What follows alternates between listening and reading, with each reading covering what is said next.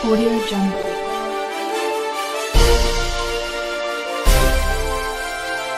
शिवंजी TV आपके लिए लाता है हेल्थ, ब्यूटी और फैशन से रिलेटेड शानदार वीडियोस।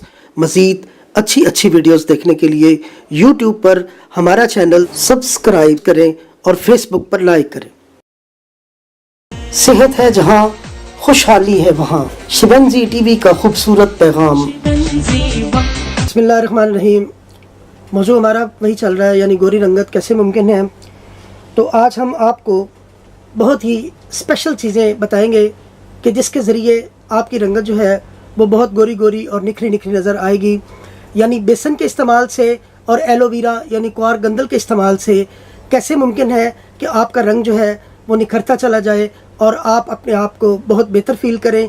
चलते हैं सर बाबर महमूद साहब के पास। और इस वक्त अल्हम्दुलिल्लाह शिवंजी टीवी को पूरी दुनिया के 110 ममालिक में देखा जा रहा है।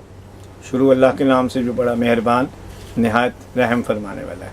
पिछली 2 वीडियोज़ में हमने बयान किया है कि रंग गोरा कैसे हो सकता है, और आज हम बताएंगे कि रंग गोरा किस चीज़ को लगाएं तो रंग गोरा हो जाएगा। उसमें आज दुनिया की सबसे मकबूल चीज़ एलोवेरा जेल है। एलोवेरा जेल में ऐसे एंटीसेप्टिक अशिया और क्लिनजिंग अशिया शामिल हैं जो कि चेहरे को, जिल्द को ऐसा साफ़ कर देती हैं जैसे कि नौमालूद बच्चा। यानी कि जिल्द इंतहाई नरम हो जाती है, शगुफ्ता हो जाती है, फूलों जैसी हो जाती है, कोमल हो जाती है। इसमें हम चलेंगे कि अगर आपने क्वार गंदल यानी कि एलोवेरा जेल लेनी है 1 चम्मच, और उसमें आपने आधा चम्मच बेसन पाउडर शामिल करना है और दोनों को मिक्स कर लेना है और उसको चेहरे पर 5 मिनट तक मसाज करनी है, और फिर आपने इसको ठंडे पानी से वॉश कर देना है। यानी कि जब आपने दिन में ये अमल 3 बार करेंगे तो आपका रंग बहुत ज़बरदस्त किस्म का गोरा हो जाएगा।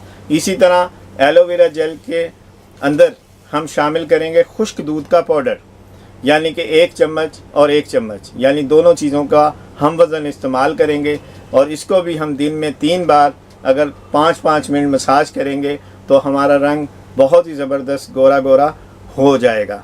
इसी तरह एलोवेरा जेल में अगर मुल्तानी मिट्टी को हम वज़न शामिल करेंगे 1-1 चम्मच और मिक्स करके 5 मिनट तक हम मसाज करेंगे और पानी से वॉश करेंगे।